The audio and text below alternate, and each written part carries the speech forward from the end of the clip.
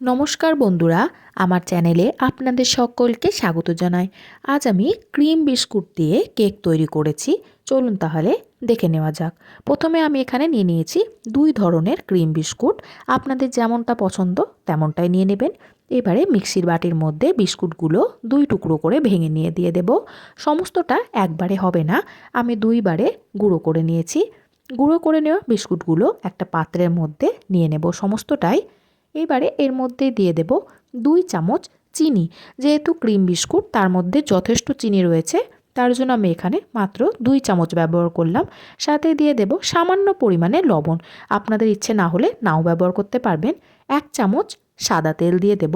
সাথে দিয়ে দেব গুঁড়ো দুধ 4 চামচ, আপনাদের যেমনটা পছন্দ সেই কোম্পানির দুধ ব্যবহার করতে পারবেন। এই গুঁড়ো দুধটা দেওয়ার কারণে টেস্টটা আরও বেশি ভালো হবে। শুকনো উপকরণগুলো আগে একবার ভালো করে মিশিয়ে নিতে হবে। এবারে এর মধ্যে দিয়ে দেব দুধ। সমস্তটা দুধ একবারে ব্যবহার করব না, অল্প অল্প দিয়ে দিয়ে ব্যাটারটা গুলে নিতে হবে। একবারে দিয়ে দিলে অনেক সময় দুধের পরিমাণ বেশি হয়ে গেলে খুব বেশি পাতলা হয়ে যাবে। ব্যাটারটা ভালো করে গুলে নিয়েছি, আমি আরও এর মধ্যে সামান্য পরিমাণে দুধ দিয়ে দেব। আবারও ভালো করে মিশিয়ে নিতে হবে। কেকের ব্যাটারটা একদম তৈরি হয়ে গেছে। এর মধ্যে দিয়ে দেব বেকিং পাউডার 1 চা চামচ, বেকিং সোডা দিয়ে দেব 1/2 চা চামচ। আবারও ভালো করে মিশিয়ে নিতে হবে। কেকের ব্যাটারটা দেখুন একদম তৈরি হয়ে গেছে। এবারে আমি গ্যাসের মধ্যে কড়াই বসিয়ে দিয়ে ঢাকা দিয়ে 5 মিনিট হাই ফ্লেমে রেখে দেব। কেক টিন নিয়ে নিয়েছি আমি এখানে, এর মধ্যে দিয়ে দেব সামান্য পরিমাণে সাদা তেল। চারিধারে খুব ভালো করে লাগিয়ে নিতে হবে। আপনারা চাইলে ময়দার গুঁড়িও ছড়িয়ে দিতে পারবেন। এবারে যে কেকের ব্যাটারটা আমি তৈরি করে রেখেছিলাম সেটা বাটির মধ্যে দিয়ে দেব সমস্তটাই। 2 থেকে 3 বার ট্যাপ করে নেব। ততক্ষণে আমার কড়াইটাও গরম হয়ে গেছে। কড়াইতে একটা স্ট্যান্ড বসিয়ে দিয়ে কেকের বাটিটা বসিয়ে দেব। ওপর থেকে ঢাকা দিয়ে রেখে দেব প্রায় 30 মিনিট মতো লো ফ্লেমে। হাই ফ্লেমে দিয়ে কখনোই রাখবেন না।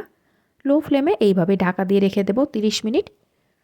30 মিনিট বাদে ঢাকা খুলে দেখে নেব। দেখুন কেকটা অনেকটাই ফুলে উঠেছে। এবারে আমি একটা কাঠি দিয়ে দেখে নেব কেকটা তৈরি হয়েছে কিনা।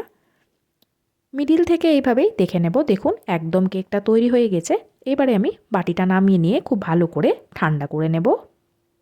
কেকের বাটিটা ঠান্ডা হয়ে গেছে। এবারে ছুরি দিয়ে চারিধারটা এইভাবে ছাড়িয়ে নিতে হবে, নইলে অনেক সময় বাটি থেকে কেকটা বের করার সময় ভেঙে যেতে পারে।